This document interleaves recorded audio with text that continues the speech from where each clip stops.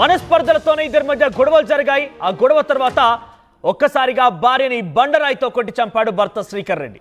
మృతురాలు రేవతి, శ్రీకర్ రెడ్డికి ఇద్దరు పిల్లలు కూడా ఉన్నారు. ఇద్దరి మధ్య కొంత గొడవ జరుగుతున్నట్టు తెలుస్తోంది. ఈ గొడవ క్రమంలోనే ఒకసారిగా కోపంతో ఊగిపోయినటువంటి శ్రీకర్ రెడ్డి పక్కనటువంటి బండరాయితో భార్య పైన దాడి చేసి చంపేశాడు. మీరు చూడొచ్చు ఆర్టీవీ స్క్రీన్ పైన. బహుశా ఇంట్లో ఆ సమయంలో కొంత పూజ కూడా జరిగినట్టుగా ఉంది. అక్కడ ఆ పట్టంలో ఆ దేవుడికి సంబంధించిన ఫోటోలు చూస్తే అర్థమవుతోంది. సో ఒకసారిగా ఆ కోపానికి గురైనటువంటి శ్రీకర్ రెడ్డి బండతో చంపేయడంతో స్పాట్లోనే మృతి చెందింది భార్య. ఎస్, మీరు చూడొచ్చు అక్కడ కొంత పూజా కార్యక్రమం జరిగినట్టు తెలుస్తోంది. అక్కడ మనకు ఆ దేవుడి ఫోటోలు చూస్తే అర్థమవుతోంది. సో సాయంకాలం జరిగింది ఈ ఘటన. మనం చూడొచ్చు ఆర్టీవీ స్క్రీన్ పైన. ఎస్, మరిన్ని అప్డేట్స్ దేవిక అందిస్తారు. ఎస్ దేవిక, ఏం జరిగింది? ఎస్, మేడిపల్లిలో దారుణం జరిగింది. ప్రతాప్ సింగారంలో భార్య పైన విచక్షణరహితంగా బండరాయితో మోపి భార్యను చంపేశాడు శ్రీకర్ రెడ్డి.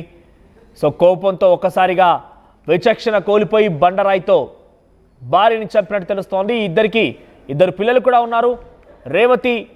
రేవతిగా తెలుస్తోంది తన పేరు కూడా. రేవతి భార్య, భర్త శ్రీకర్ రెడ్డి ఆగ్రహావేశంతో ఒక్కసారిగా బండతో తలపై మోపి తలపై దాడి చేసి చంపేసినట్టు తెలుస్తోంది. సో హైదరాబాద్ మేడిపల్లిలో జరిగింది ఈ ఘటన. మనం చూడొచ్చు ఆర్టీవీ స్క్రీన్ పైన. బహుశా ఆ సమయంలో వాళ్ళ ఇంట్లో కొంత పూజ కూడా జరిగినట్టు తెలుస్తోంది. అక్కడ మనం చూడొచ్చు ఆర్టీవీ స్క్రీన్ పైన కొంత ఆ పూజకు సంబంధించినటువంటి ఆ దృశ్యాలు మనం చూస్తున్నాం. చూడొచ్చు పట్టాలు, దీపం వెలిగించారు, చక్కగా పూలతో అలంకరించుకుంది ఆ దేవుడి ఫోటోలని. ఇక పక్కనే ఇక్కడ కనిపెట్టినటువంటి ఈ బండరాయితోనే మీరు చూడొచ్చు. బహుశా అది ఒక 15 కేజీల బండరాయి. అంత బండరాయితో తలపై మోపాడంటే ఆ సమయంలో ఏం జరిగి ఉంటుందని మనం ఒకసారి అజంప్షన్ చేయొచ్చు. ఎస్, ఈ బండరాయితో తీసి భార్య రేవతి తలపైన దాడి చేశాడు. ఆ సమయంలో ఎవరు కూడా లేనట్టు తెలుస్తోంది. ఇంట్లో ఇద్దరే ఉన్నారు. కొంత పిల్లలు కూడా ఆ సమయంలో ఉన్నప్పటికీ అరుపులు, కేకలు పెట్టారు. దీంతో ఒక్కసారిగా పైకున్నటువంటి స్థానికులు చూసి అక్కడికి అలర్ట్ అయినట్టు తెలుస్తోంది.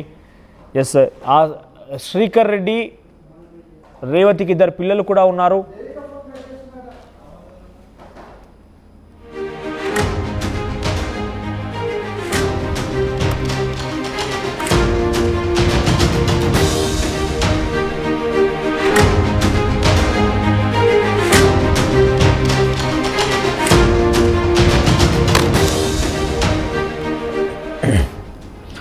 రైట్ దేవిక, ఏం జరిగింది? అంటే ఇంత విచక్షణ కోల్పోయి బండరాయితో భార్యను అంత పెద్ద ఎత్తున దాడి చేశారంటే ఇద్దరి మధ్య కొన్ని రోజులుగా గొడవ జరుగుతోందా, లేదంటే ఆ క్షణంలో ఆ కోపం, ఆవేశం, క్షణికావేశంలో ఈ ఘటన జరిగింది? అప్డేట్స్ ఏంటి?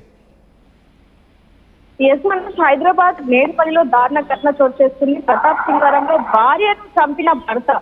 అంటే భార్య భర్తలు ఇద్దరు కూడా కొన్ని సంవత్సరాల క్రితం అయితే పెళ్లి జరిగింది. అది ఇద్దరు కూడా అన్యోన్యంగా ఉన్న తరుణంలో ఎవరైతే భర్త అయ్యప్ప మాల వేసుకున్నాడు, అయ్యప్ప మాల వేసుకొని ఇంటికి రాగా, అంటే ఇద్దరం కూడా అన్యోన్యంగా ఉన్నాం అనుకున్నాం కదా, ఎందుకు ఇప్పుడు అయ్యప్ప మాల వేసుకున్నాం అంటూ కూడా ఇద్దరి మధ్య కొంచెం ఘర్షణ అయితే జరిగింది. ఇద్దరు కూడా మాట పెరిగి వాదన కాస్త గొడవగా మారింది. ఆ కోపాన్ని తట్టుకోలేని ప్రతాప్ ఒక్కసారిగా బండరాయితో భార్యను అదే పనిగా కొట్టి చంపిన దేవిక, మీరు మాల్లో ఉన్నారంటున్నారు. మాల్లో ఉన్నప్పుడు చాలా నిష్టగా, చాలా వరకు దైవాధీనంలో ఉన్నట్టుగానే వాళ్ళు ప్రవర్తిస్తూ ఉంటారు, చాలా వరకు నిష్టగా ఉంటూ ఉంటారు. ఆ క్షణంలో కోపం రావడం ఏంటి, భార్యని చంపేయడం ఏంటి, అంతలా కోపం వచ్చేలా ఏం జరిగింది అసలు?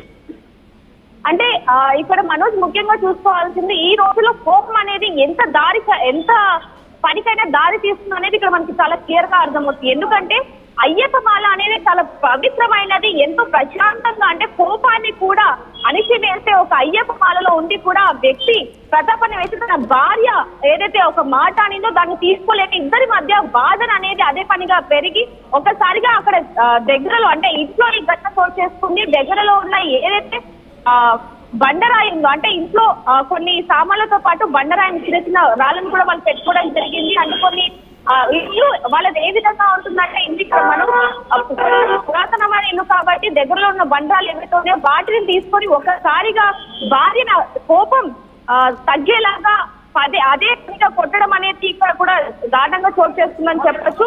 అంటే వాళ్ళిద్దరి మధ్య ఏ విషయం పైన ఇంత పెద్ద స్థాయికి వెళ్ళి భార్యను చంపేంతలా ఒక సంఘటన చోటు చేసుకుంది ఏంటి? గత కొంతకాలంగా ఇదే జరుగుతోందా, లేకుంటే ఈ రోజు జరిగినటువంటి ఘటన కారణంగానే ఇంతటి స్థాయిలో విచక్షణ కోల్పోయి దాడి చేశాడు?